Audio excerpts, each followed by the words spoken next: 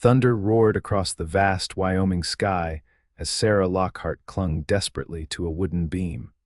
The raging floodwaters of the Shoshone River threatening to sweep away the last fragments of her dreams along with her very life. Her sodden dress weighed her down like an anchor, but she refused to surrender to the merciless current that had already claimed her family's homestead. Silas Tucker spotted her from atop his chestnut stallion, the last working cowboy in what remained of Shoshone City, Wyoming. The year was 1879, and the dying town had seen its residents fleeing one by one as drought had given way to catastrophic flooding. Rain slashed across his weathered face as he urged his horse forward, a desperate plan forming in his mind as he watched the stranger's plight unfold in the valley below. "Hold on," he shouted, though his voice was lost to the howling wind. The floodwaters had transformed the peaceful valley into a raging torrent, cutting off the main routes into town. The railroad bridge had collapsed just yesterday, and with it the last regular connection to the outside world. Sarah's fingers, numb with cold, were beginning to slip. Her journey west had been meant to bring a fresh start after losing her husband to typhoid fever back in Boston.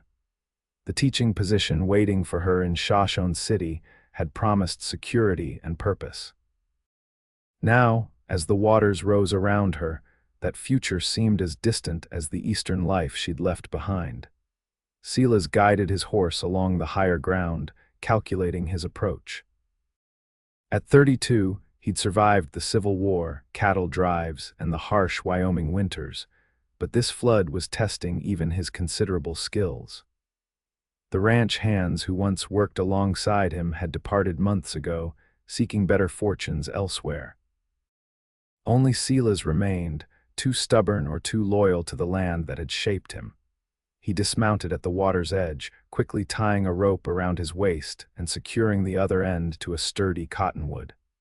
The current looked manageable here, dangerous, but not impossible. Without hesitation, he waded in, the cold water immediately soaking through his leather chaps. "I'm coming," he called out, his voice carrying over the rumble of water and thunder. Sarah turned her head, her heart leaping at the sight of a man making his way toward her. Hope flared within her chest, giving her renewed strength to maintain her grip. Her long auburn hair clung to her face and neck, partially obscuring her vision, but she could make out the determined figure of a tall man in a cowboy hat moving steadily through the churning water. The current pushed against Silas, threatening to knock him off his feet with each step. He'd grown up swimming in these waters, but never when they were so angry, so intent on destruction. The beam Sarah clung to was once part of a bridge, now lodged against a partially submerged boulder. It wouldn't hold much longer. When he was close enough to see her face clearly pale with fear but set with determination, he called out again. "Reach for my hand when I get to you. Don't let go until I say." Sarah nodded, watching as the stranger fought his way closer. When he was finally within reach, she extended one trembling hand, keeping her other arm locked around the beam. Their fingers touched, then clasped firmly. His hand was rough with calluses but warm despite the cold water. "I've got you," he said, his voice steady and reassuring. "I'm Silas Tucker." "Sarah Lockhart," she managed through chattering teeth. "I was headed to Shoshone City." "Well, Miss Lockhart, you've found it, or what's left of it." He glanced at the beam she was holding. "That wood's about to give way. We need to move. When I count to 3, I need you to let go of that beam and grab onto me. Understand?" Fear flashed in her eyes, but she nodded. 1, 2, 3. Sarah released the beam and lunged toward him. Silas caught her around the waist as the current immediately tried to sweep them both away. The rope around his waist went taut, anchoring them against the flood's pull. "Hold on to me," he instructed, and she wrapped her arms around his neck, pressing against him as he began the arduous journey back to shore. Each step was a battle, the water seeming to rise with every passing moment. When they finally reached the bank, Silas helped Sarah up onto solid ground before collapsing beside her, both of them gasping for breath.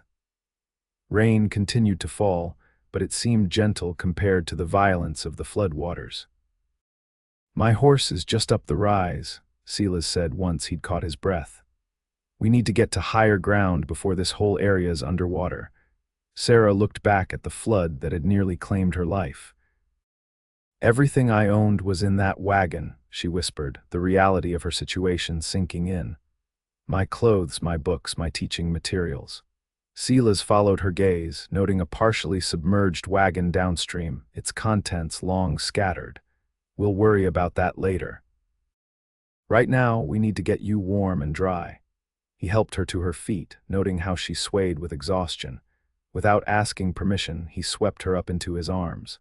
Under different circumstances, Sarah might have protested, but the ordeal had drained her last reserves of strength.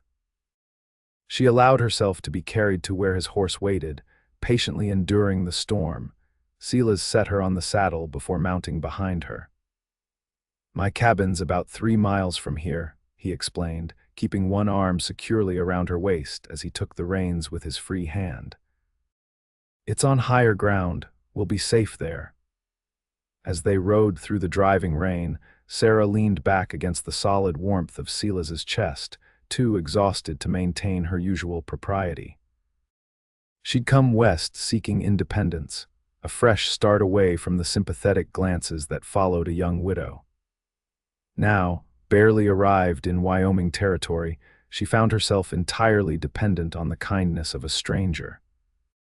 The landscape they traversed was both beautiful and terrifying in its wildness. The storm had transformed the rolling hills and valleys into something primal and untamed. Lightning periodically illuminated the scene, revealing the extent of the flooding below them as they climbed toward safer ground. "Have you lived here long?" Sarah asked, trying to distract herself from the cold that had settled deep into her bones. "Born and raised," Silas replied. "My father established our ranch when this was still unorganized territory. Seen floods before, but nothing like this."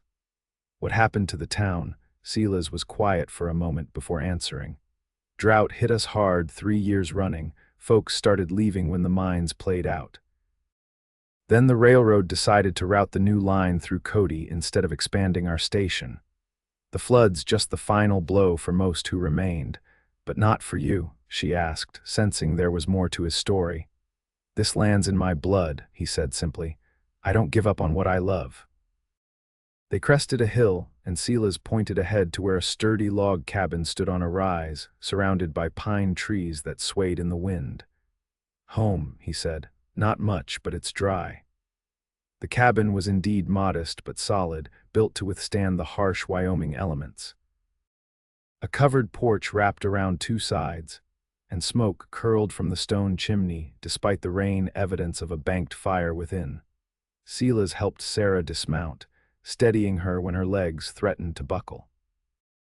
"Let me see to my horse, then we'll get you warmed up," he said, leading them both to a small barn adjacent to the cabin. Inside, he quickly unsaddled his mount and rubbed the animal down with a dry blanket. Sarah watched from the doorway, struck by the gentle efficiency of his movements. This man, this cowboy who'd saved her life, was a study in contrasts, powerful enough to battle the flood yet gentle enough to care for his horse with such tenderness. "How did you come to be caught in the flood?" Silas asked as he worked. Sarah wrapped her arms around herself, trying to contain what little body heat remained. The stagecoach driver refused to continue once the rain started, said it wasn't safe. "I paid a local farmer to take me the rest of the way in his wagon." Her voice caught. "He stopped to help another family whose cart had overturned. I stayed with the wagon. The water rose so quickly, he never made it back." Silas nodded grimly. The Shoshone can rise faster than most folks realize, especially during spring melt when heavy rain hits. He gave his horse a final pat and turned to Sarah. "Let's get you inside." The cabin's interior was surprisingly warm and welcoming. A large stone fireplace dominated one wall, the banked coals glowing softly. Silas immediately set about building up the fire, adding kindling and logs until flames leaped cheerfully. Simple, functional furniture filled the space: a wooden table with chairs, a rocking chair near the fire, shelves lined with books that suggested Silas Tucker was more than just a cowboy. "You need dry clothes," he said, disappearing into what appeared to be a bedroom. He returned with a flannel shirt and woolen trousers. "My mother's," he explained, seeing her questioning look. "She passed last winter, but I couldn't bring myself to pack away her things." He gestured to a screen in the corner. "You can change behind there, I'll make some coffee." Sarah accepted the clothes gratefully. Behind the screen, she peeled off her sodden dress, corset, and petticoats with difficulty, her fingers still stiff from cold.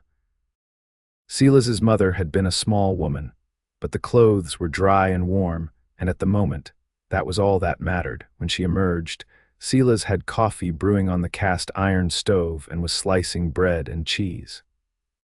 He looked up, something unreadable passing through his eyes as he took in her appearance. "Better?" he asked. "Much, thank you." Sarah moved closer to the fire, drawn by its warmth. "I don't know how to repay your kindness, Mr. Tucker." "Silas," he corrected, pouring coffee into 2 tin cups. "And staying alive is payment enough. I'm not in the habit of letting folks drown if I can help it." She accepted the cup he offered, savoring the warmth between her palms. "Were you in town when the flood hit?" Silas shook his head. "I'd ridden in to check on old man Jenkins." He refused to leave his store even though the river was rising. A shadow crossed his face. "Found him loading merchandise into a wagon, told him to head for high ground immediately. Don't know if he made it out in time." "You're truly the last one then, the last cowboy in Shoshone City." A sad smile touched his lips. "Last working one, at least. The big ranches pulled out months ago. I've stayed on, running what cattle I can manage alone, helping where needed." He handed her a plate with bread and cheese. "Eat, you need strength." Sarah accepted the simple food gratefully, suddenly aware of her hunger. As she ate, she studied Silas Tucker more carefully. He was tall and broad-shouldered, with the lean, muscular build of a man who worked hard for a living. His face was weathered by sun and wind, but handsome in a rugged way, with clear blue eyes that seemed to see more than they revealed. Dark brown hair curled at the nape of his neck beneath his hat, which he'd hung by the door upon entering. "You mentioned you were to be a teacher," he asked, breaking into her thoughts. Sarah nodded. "Yes, the school board in Shoshone City hired me based on references from my previous position in Boston. I was to start next week." Silas's expression turned grim. "I'm afraid there may not be enough children left to warrant opening the school. Most families with young ones cleared out when the mines closed." The news, though not entirely unexpected after what she'd learned, still hit Sarah hard.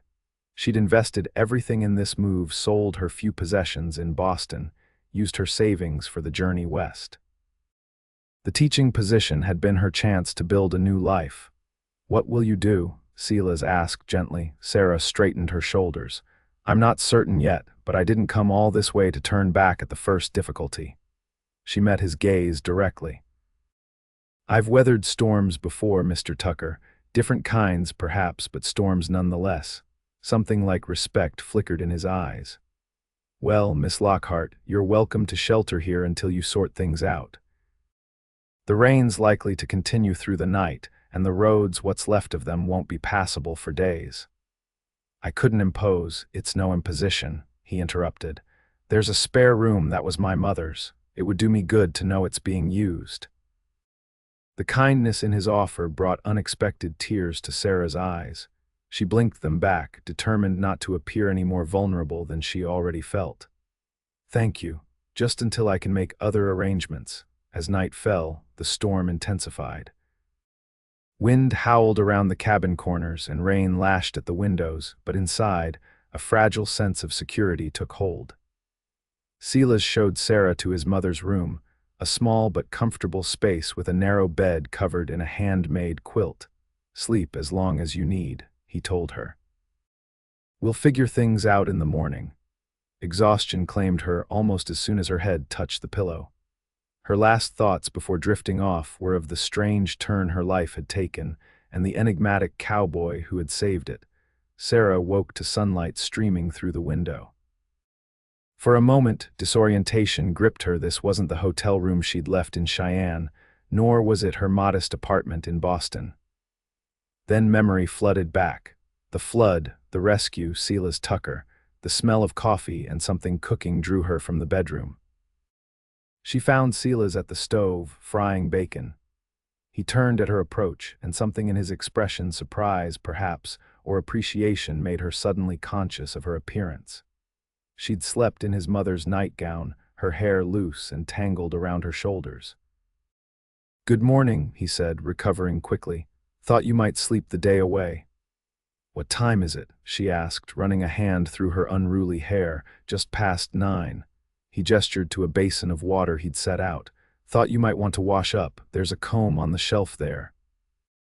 Sarah thanked him and took a few minutes to make herself presentable, grateful for the simple kindnesses that showed his thoughtfulness. Over breakfast, Silas outlined the situation as he understood it.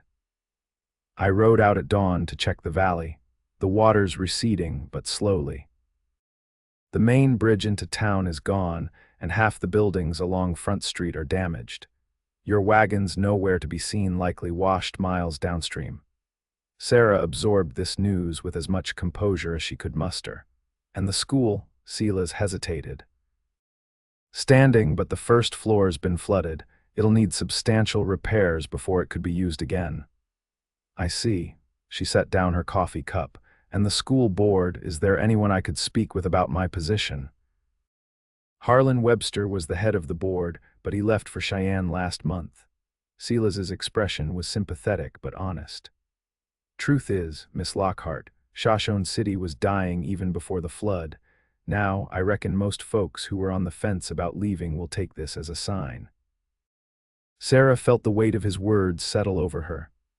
"So I've traveled across the country for a position that no longer exists in a town that's disappearing."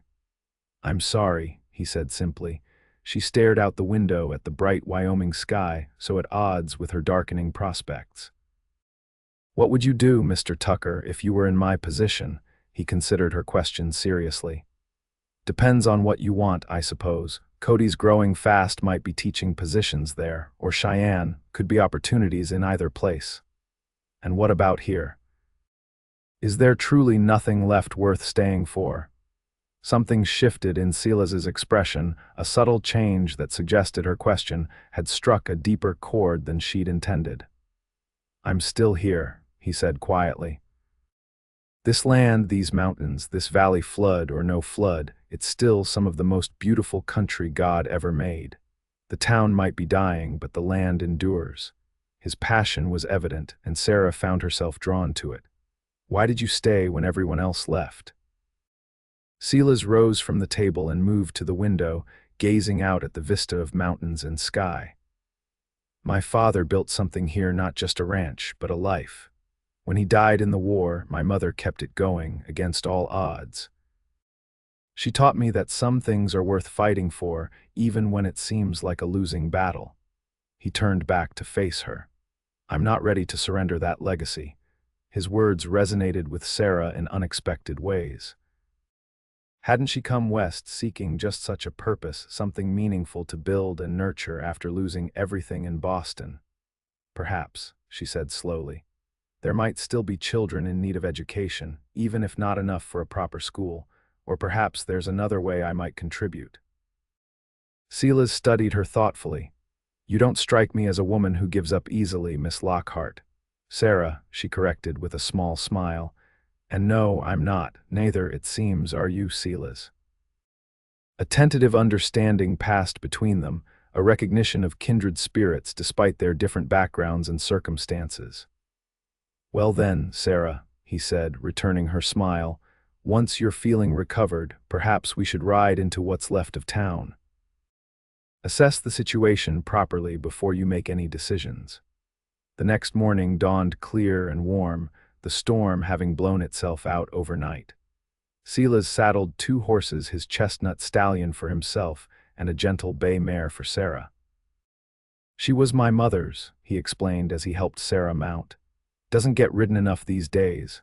Sarah adjusted her borrowed skirt, another of Mrs. Tucker's that Silas had found in a trunk, and took the reins confidently.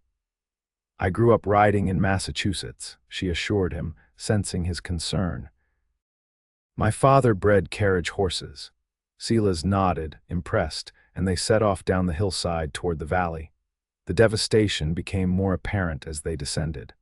Uprooted trees and debris littered the landscape, and the normally clear Shoshone River ran brown with silt and mud. When they crested the final rise overlooking Shoshone City, Sarah gasped. What had once been a tidy frontier town of perhaps 500 souls was now a muddy, broken shadow of itself. Many buildings stood with their doors hanging open, abandoned in haste. Others had partially collapsed, their foundations undermined by the floodwaters. The church steeple still rose proudly against the sky, but the graveyard beside it had been partially washed away, exposing coffins in a macabre display. It's worse than I expected, Silas admitted, his voice tight. They rode slowly down the main street, the horses' hooves squelching in the thick mud. A few determined residents had already begun the process of cleaning up, shoveling mud from doorways and salvaging what possessions they could. They nodded grimly to Silas as the pair passed. Jenkins made it out, one man called, answering Silas's unasked question.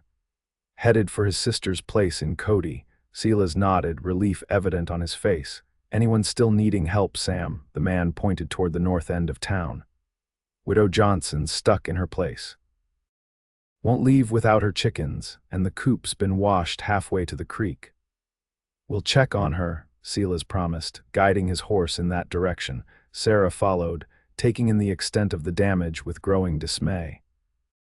The schoolhouse, when they passed it, was indeed standing but clearly damaged.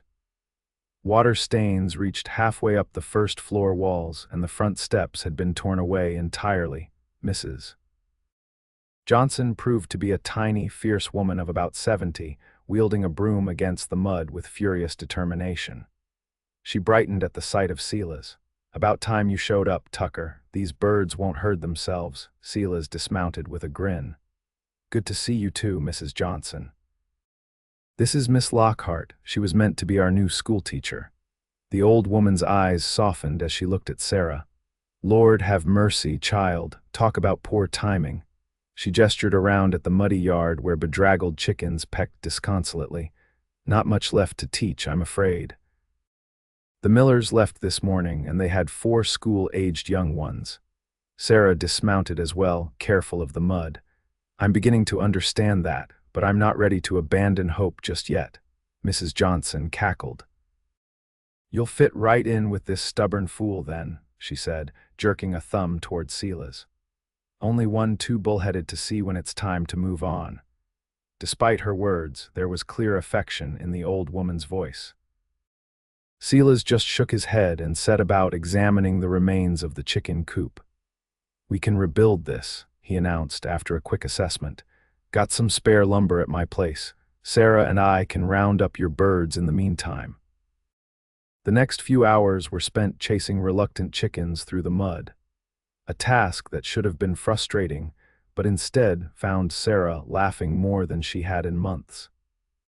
Silas worked alongside her, his usual reserve giving way to occasional smiles, and even laughter when a particularly determined hen led them on a wild chase. By mid-afternoon, they had constructed a temporary coop from salvaged materials, and secured all 12 of Mrs. Johnson's surviving chickens. The old woman insisted on feeding them a late lunch of corn bread and bean soup before they continued their survey of the town. Most folks are giving up, Mrs. Johnson told them as they ate at her small kitchen table. The Parkers are leaving tomorrow, the Carsons left yesterday. Reverend Miles says he'll stay as long as there's a congregation, but that won't be long at this rate. What about you? Sarah asked gently. Mrs. Johnson snorted. Where would I go? My Harvey's buried here, God rest him. Been in this house 43 years. Flood's not going to chase me out now. Silas nodded, understanding in his eyes. You need anything, you send word, I'll be checking in regular. As they prepared to leave, Mrs. Johnson pulled Sarah aside. That one's a good man, she said, nodding toward Silas, who was adjusting the saddles. Hard-headed as a mule, but a good man. Stays when it'd be easier to go, helps when there's nothing in it for him. Her bright eyes fixed on Sarah's face. Don't see many like that these days. Sarah felt a warmth rise in her cheeks. I've noticed, she said softly. The old woman patted her arm. Good, you're not blind then. She pressed a small package wrapped in cloth into Sarah's hands. Some seed packets, saved from last year's garden, in case you decide to put down roots. The simple gift, offered with such matter-of-fact kindness, brought tears to Sarah's eyes. Thank you, Mrs. Johnson. As they continued their survey of the town, the reality of Shoshone City's situation became increasingly clear. The general store stood abandoned, its merchandise either looted or washed away. The small hotel had partially collapsed. The saloon, built on higher ground, had survived structurally but was deserted, bottles and glasses still on the bar as if the patrons had left mid-drink. Sheriff's office is empty too, Silas noted as they passed the small jailhouse. Marshal Crawford likely headed to the county seat when he saw which way the wind was blowing. Their final stop was the schoolhouse. Silas helped Sarah through a window, the door being swollen shut from water damage. Inside, the scene was one of heartbreaking potential interrupted. Primers and readers were scattered across the floor, many ruined by water.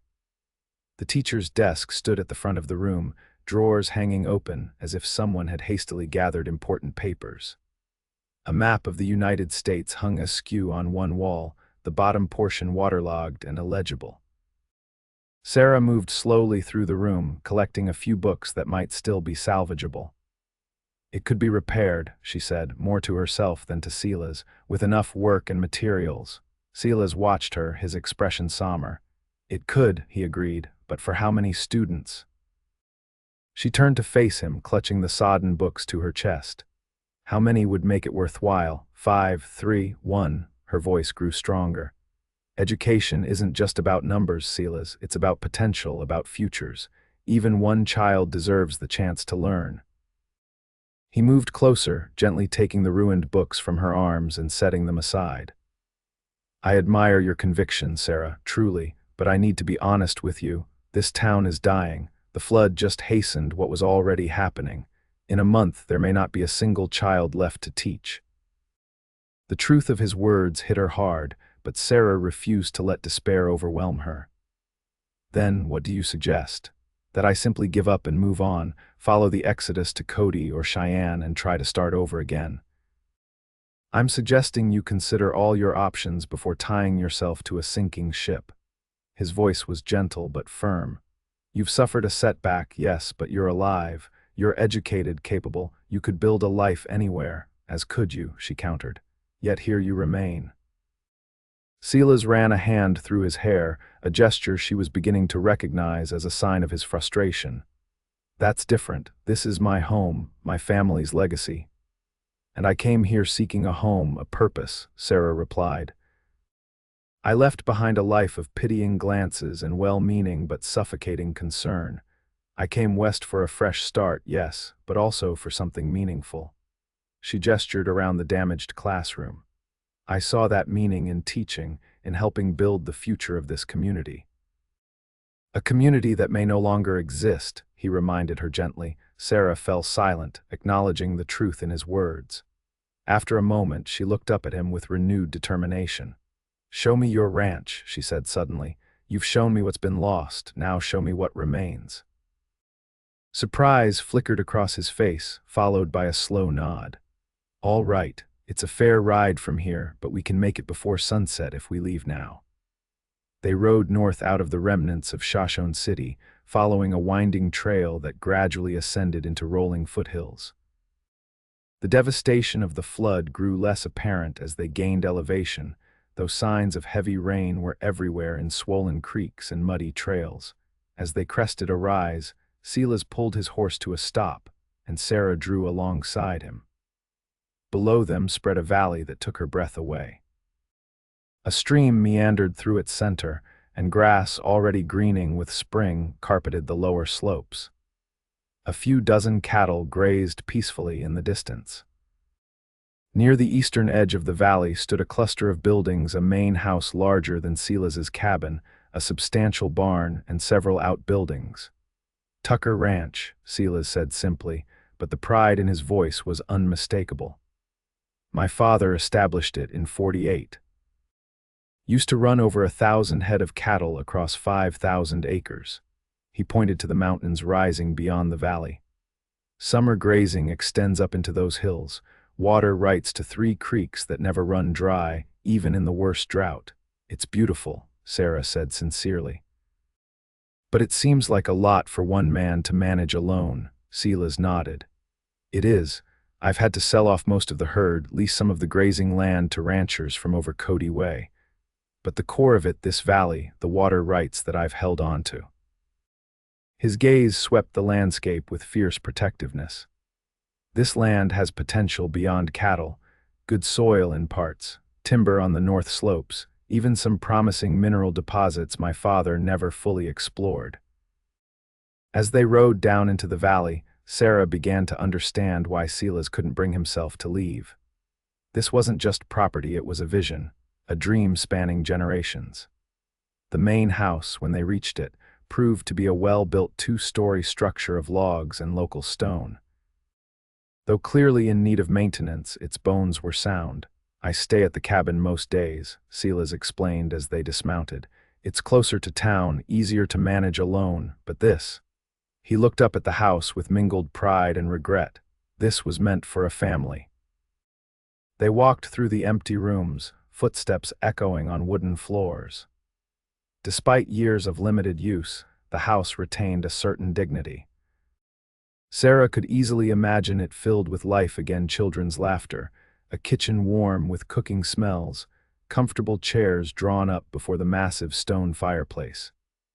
"Your father built this?" she asked, running a hand along a carefully crafted banister. "With help from my uncles and some hired hands. My mother designed most of it." Silas opened a door to what had clearly been a fine dining room. She was from back east, originally Philadelphia, had ideas about how a proper home should look. Sarah smiled, picturing the Eastern woman bringing civilization to the frontier, much as she herself had hoped to do. She must have been remarkable, she was. Silas's voice softened with memory. Taught me to read, insisted I learn mathematics and history even when my father thought a cowboy needed only practical skills. Said education was what would separate the next generation of Westerners from the current one. A woman ahead of her time, Sarah observed. Silas led her back outside as the sun began to sink toward the western mountains, painting the valley in gold and amber. They stood on the porch, taking in the view in companionable silence. "I can see why you stay," Sarah said finally. "This is worth fighting for." Silas turned to look at her, something unreadable in his expression. "What about you, Sarah Lockhart? What's worth fighting for in your view?" The question caught her off guard, forcing her to examine her own motivations more deeply than she had in some time. "I believe in building things that last," she said slowly. "After my husband died, I realized how fragile life can be, how quickly everything can change. I want to create something enduring through teaching, through connection." She met his eyes directly. "I want my life to matter beyond myself." In the fading light, something passed between them, a recognition, perhaps, of shared values despite their different paths. "It's getting late," Silas said, breaking the moment. "We should head back to the cabin before we lose the light entirely." As they rode back in the gathering dusk, Sarah found herself seeing the landscape through new eyes. Yes, there was destruction in the wake of the flood, but there was also resilience. New grass already pushed through mud-caked soil. Birds called from trees that had withstood the raging waters. Life continued, adapted, rebuilt. Perhaps, she thought, there was a lesson there. Over the next week, a routine of sorts developed. Each morning, Silas would ride out to check on his cattle or help those few residents of Shoshone City who remained. Sarah accompanied him when appropriate, gradually meeting the handful of stubborn souls who refused to abandon the town despite its dim prospects. There was Mrs. Johnson, of course, fiercely independent with her rebuilt chicken coop. Old Dr. Finch, who declared himself too old to start over elsewhere, and continued to dispense medicine and advice from his partially damaged clinic. The Wilkins family, who operated the livery stable and had nowhere else to go with their 5 children ranging in age from 3 to 16. 5 children, Sarah had whispered to Silas after meeting them. School-aged children still here. He'd smiled at her enthusiasm but cautioned, "Don't build your hopes too high." Tom Wilkins was talking about heading to his brother's place in Montana once the roads clear properly. Still, Sarah couldn't help but see possibilities where others saw only endings. In the evenings, she and Silas would sit by the fire in his cabin, discussing what they'd observed during the day and planning for the next. Without formally deciding it, Sarah had extended her stay, and Silas had made it clear she was welcome for as long as she wished. On the 10th day after the flood, Silas returned from town with news that made Sarah's heart sink. "The Wilkins family's leaving tomorrow," he reported as he hung his hat by the door.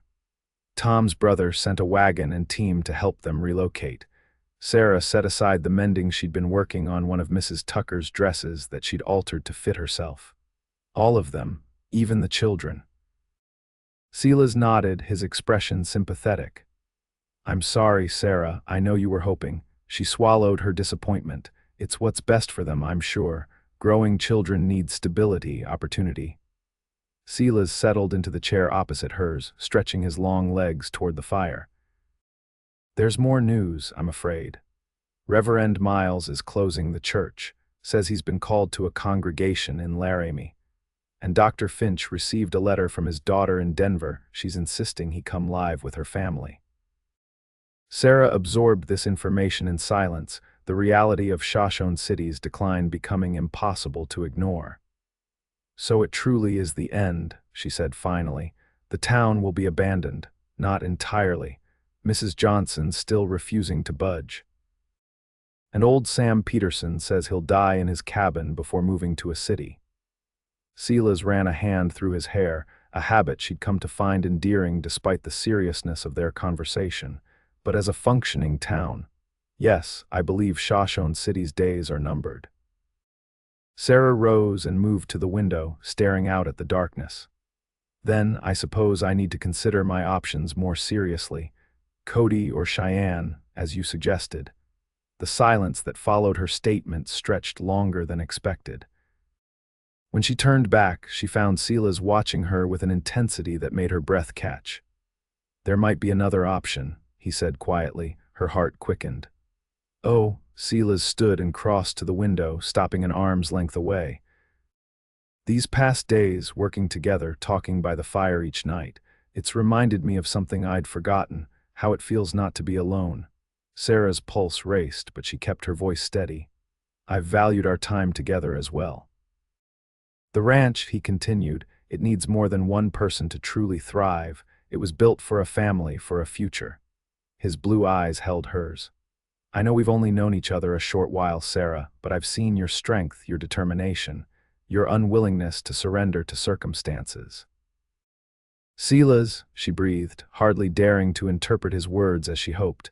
"I'm not offering marriage," he clarified quickly. "Not yet.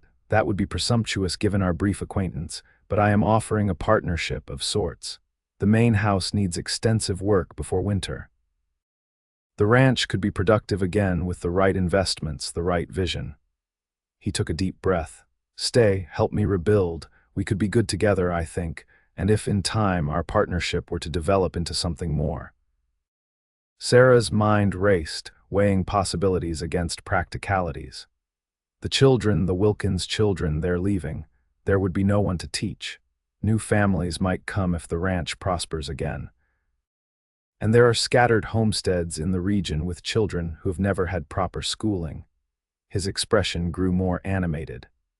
"The main house has a room that would make a fine classroom. My mother taught me there, why couldn't you teach others?" The vision he painted was compelling a life of purpose, of building something meaningful from the ruins of her initial plans.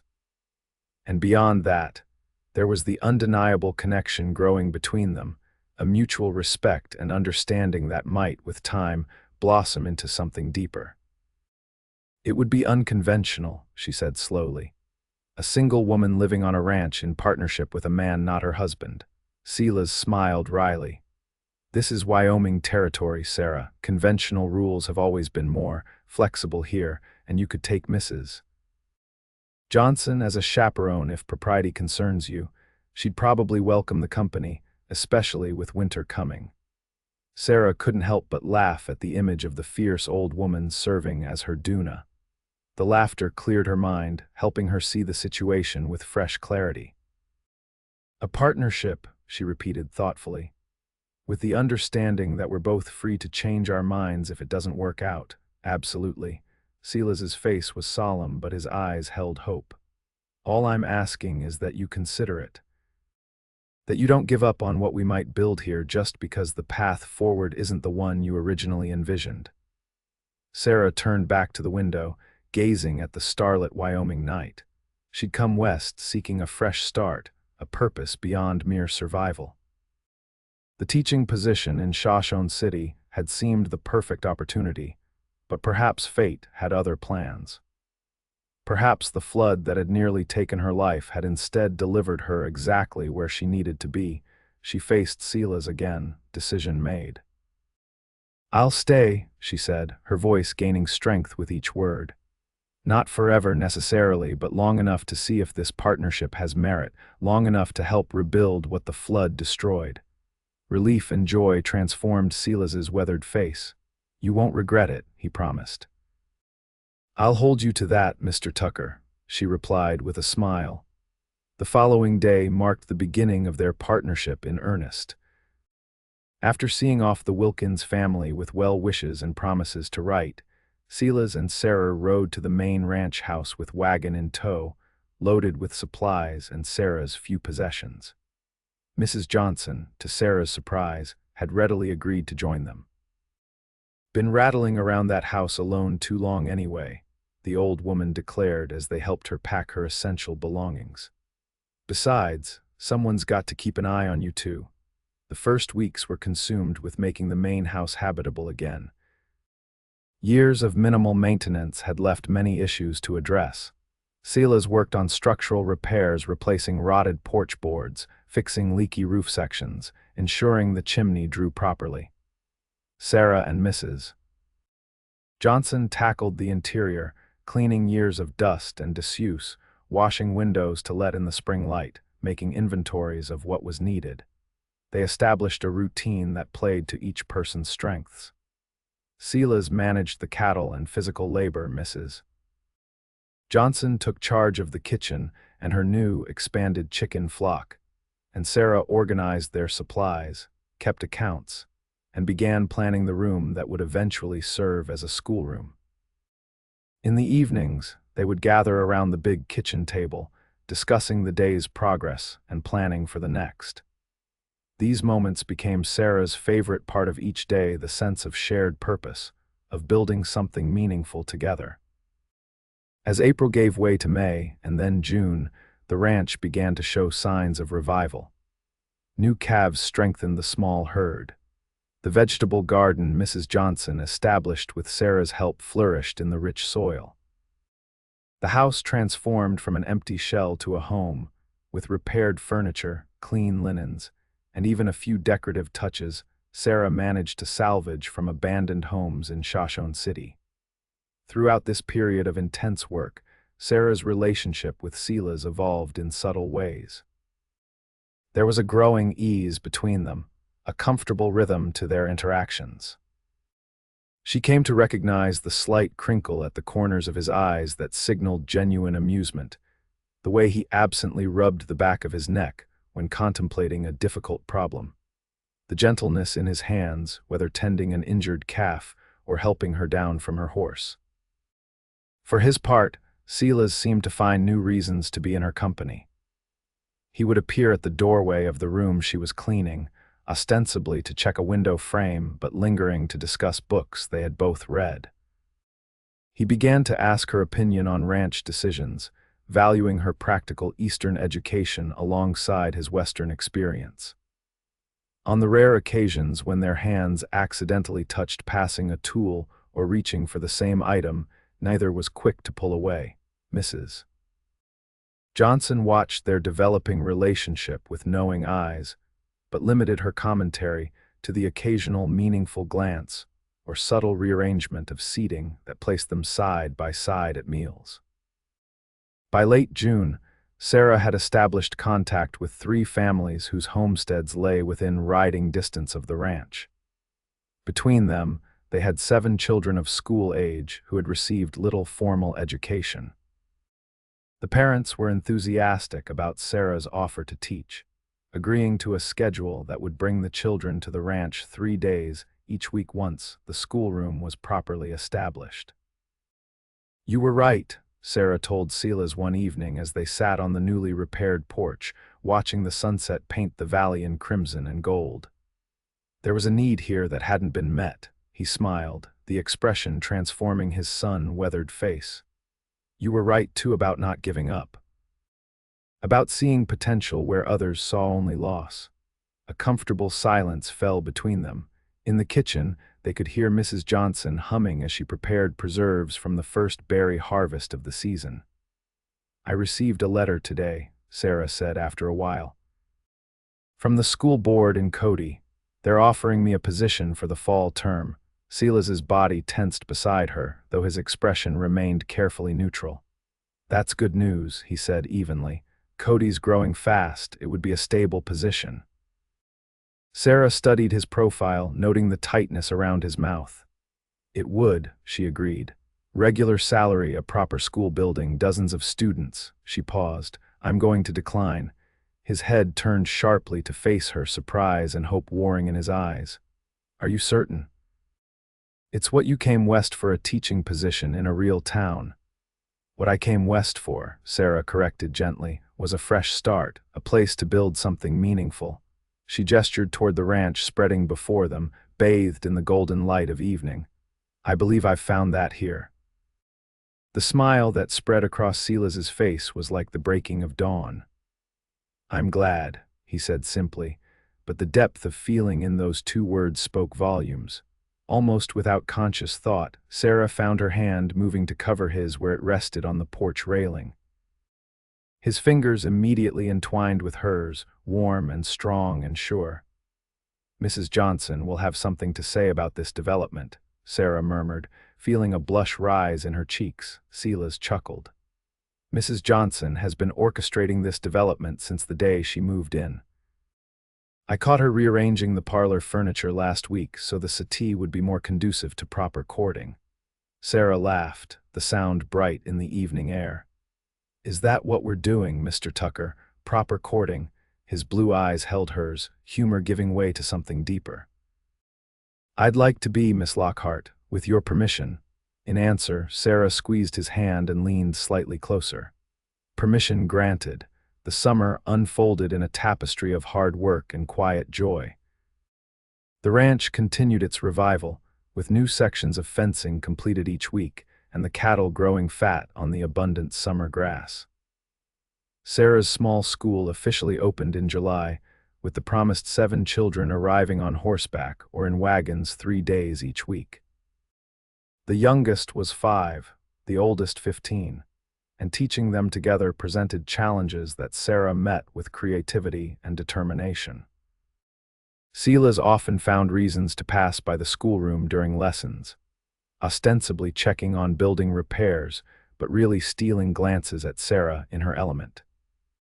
She had a natural gift for teaching, adapting her methods to each child's needs and making even the most reluctant student engage with the material. Their courtship progressed with frontier directness. Evening walks became a ritual, with Silas offering his arm and Sarah readily accepting it. They would stroll through the meadow nearest the house, discussing the day's events and sharing stories of their pasts. Sarah spoke of her brief, affectionate marriage to John Lockhart, a kind man 15 years her senior who had succumbed to typhoid after just 2 years together. Silas revealed more about his father's death at Gettysburg, and his mother's subsequent struggle to maintain the ranch while raising him alone. As July turned to August, their walks began to include moments of tender intimacy, a lingering touch, his hand at the small of her back, her head briefly resting against his shoulder. Their first kiss came on a warm evening beneath a sky ablaze with stars, sweet and questioning at first, then deepening as Sarah's arms wound around Silas's neck and his hands drew her closer. Mrs. Johnson pretended not to notice their slightly mussed appearance when they returned to the house that evening, but her knowing smile spoke volumes. By September, the transformation of Tucker Ranch was remarkable. The main house stood proud again, with repaired porches, fresh paint on the trim, and colorful curtains at the windows.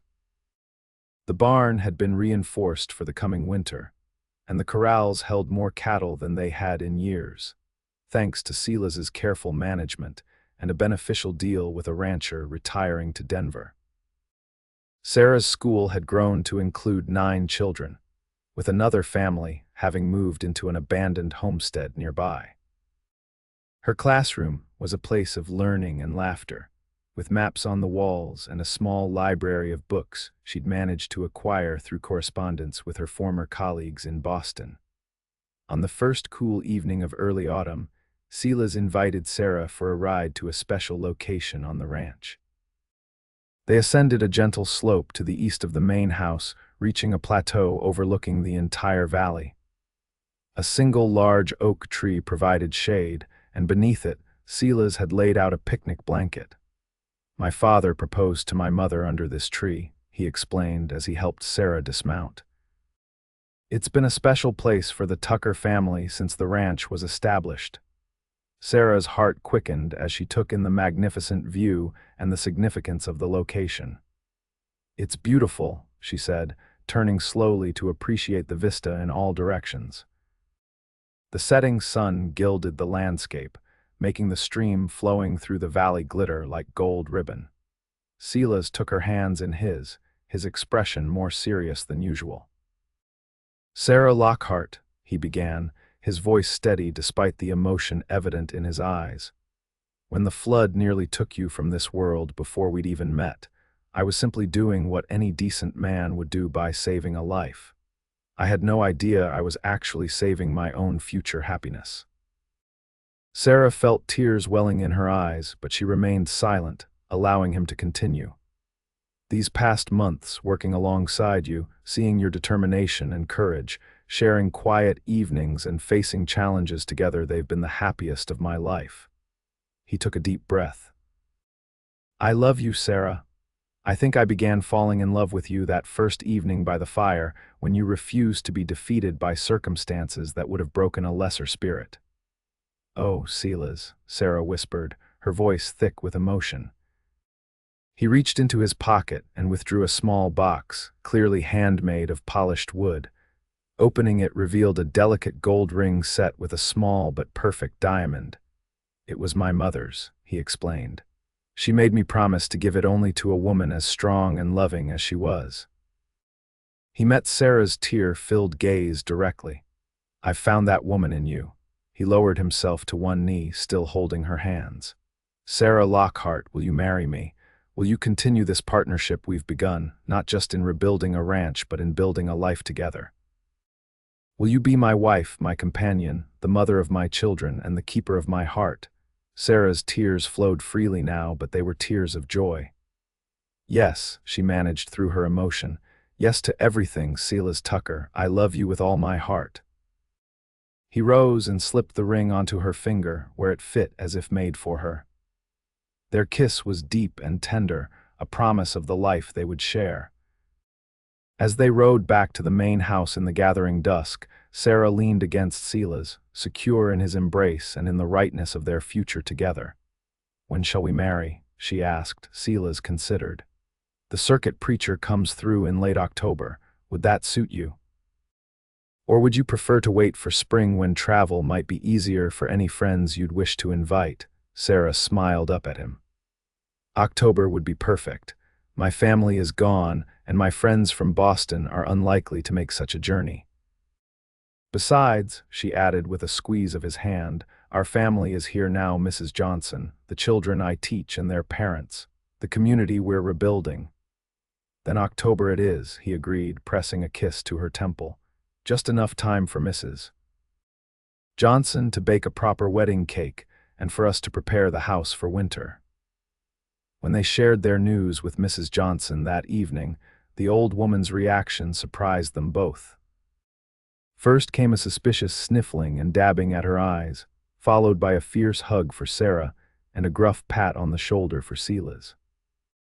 Then she disappeared into her room, returning moments later with a carefully preserved wedding quilt she'd made decades earlier for a daughter who had died before her wedding day. Always knew it would be needed someday, she declared, pressing the beautiful creation into Sarah's hands. Just had to wait for the right couple.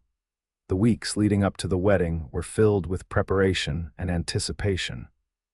Word spread throughout the scattered community about the upcoming ceremony, and Sarah was touched by the genuine enthusiasm of the families whose children she taught.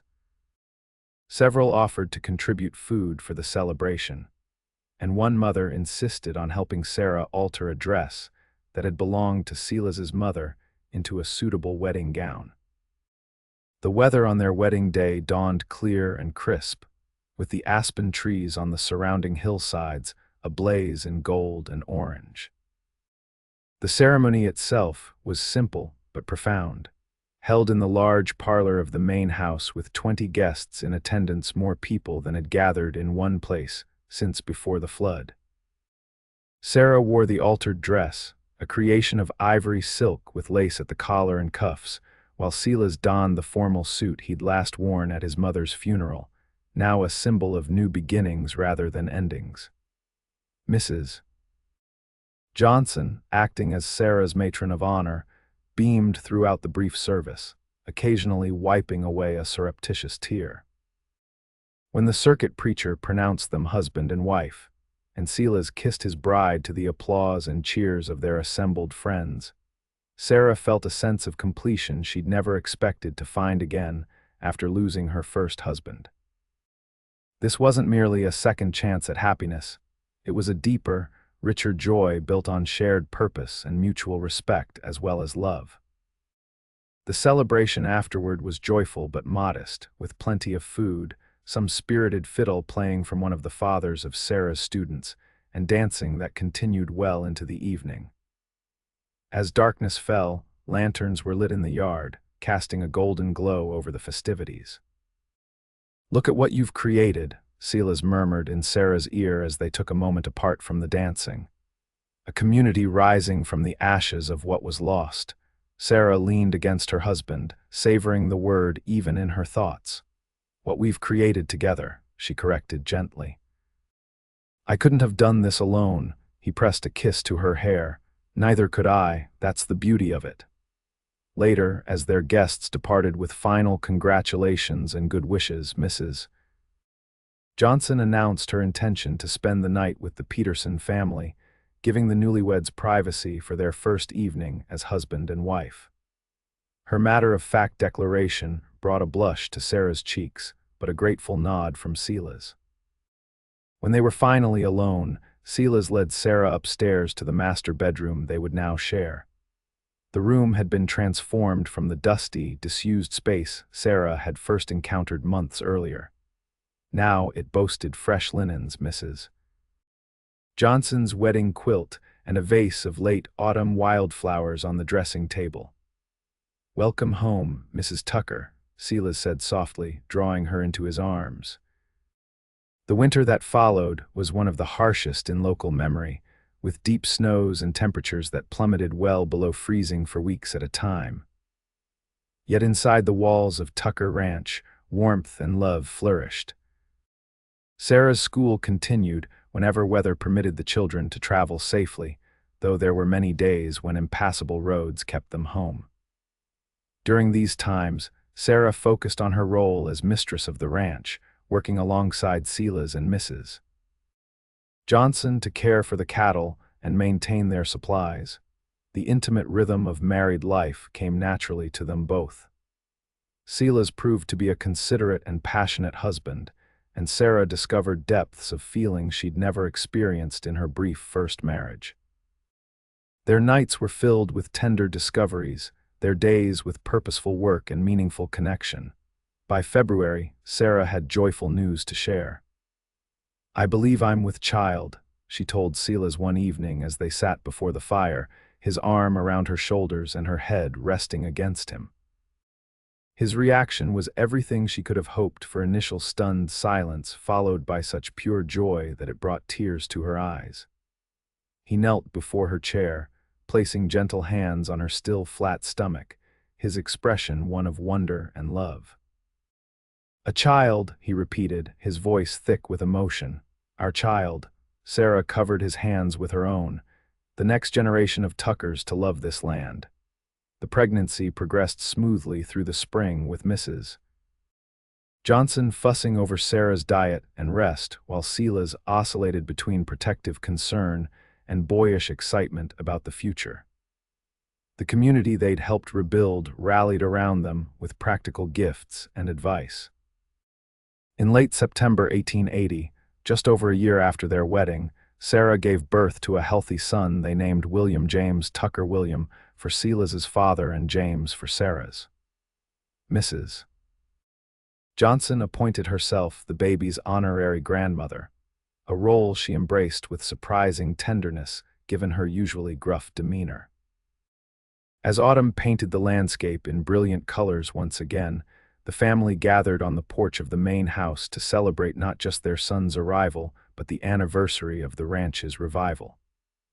Silas held his son while Sarah leaned against him, and Mrs. Johnson sat nearby in the rocking chair Silas had crafted especially for her. "Hard to believe what's happened in just a year and a half," Silas remarked, gazing out at the prosperous scene before them. The ranch was fully functional again, with a growing herd of cattle, well-maintained fencing, and outbuildings in good repair. Sarah's school now served 12 children regularly, and there was talk of another family moving into the area come spring. From near disaster to all of this, Sarah agreed, watching a pair of riders approach in the distance, more neighbors coming to welcome the newest Tucker. "Seems to me," Mrs. Johnson observed, her rocking chair creaking rhythmically, "that sometimes what looks like the end is really just the beginning. That flood nearly wiped out everything, but look what grew in its place." Sarah met Silas's gaze over their son's downy head, love flowing between them as tangibly as the stream through their valley. "We rebuilt what water had taken," she said softly, "and found something even more precious in the process." Silas leaned down to kiss her gently. "The best kind of rebuilding," he agreed, "the kind that lasts." As the sun set behind the mountains they both loved, painting the sky in brilliant hues of orange and pink, Sarah Tucker knew with absolute certainty that the flood that had nearly claimed her life had instead delivered her to exactly where she belonged, beside the last cowboy in town, creating a legacy that would endure long after they were gone. In the years that followed, Tucker Ranch became the heart of a small but thriving community. Sarah's school expanded to include a proper building constructed by volunteer labor in the summer of 1882. Silas's cattle operation grew steadily, providing employment for several young men who might otherwise have left the region. William was joined by two sisters, Elizabeth in 1883 and Mary in 1885, and a brother, Robert, in 1887.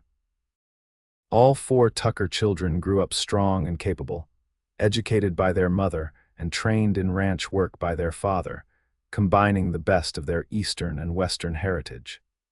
Mrs. Johnson lived to the remarkable age of 93, passing peacefully in her sleep in the winter of 1897. By then, the children she had helped raise considered her their true grandmother, and her funeral was attended by every family in what had become known locally as Tucker Valley. In 1903, Shoshone City was officially removed from Wyoming maps, but by then, the community centered around Tucker Ranch had taken on a life and identity of its own.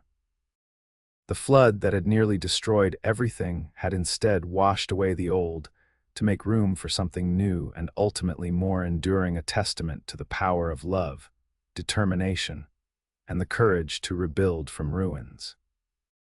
Sarah and Silas Tucker celebrated their 50th wedding anniversary in 1929, surrounded by children, grandchildren, and even a few great-grandchildren. As they stood together on the porch of the home they had restored and filled with life, Silas, his hair now white but his blue eyes still bright, leaned down to whisper in his wife's ear. "Best rescue I ever made," he teased, "finding you stranded in that flood all those years ago." Sarah smiled up at the man she had loved for half a century. "Best flood I ever survived," she replied, standing on tiptoe to kiss him as their family applauded. And in that moment, as in countless moments before, they both silently acknowledged the truth they had discovered together. Sometimes life's greatest devastations clear the way for its greatest blessings, and what water takes, love can rebuild stronger than before.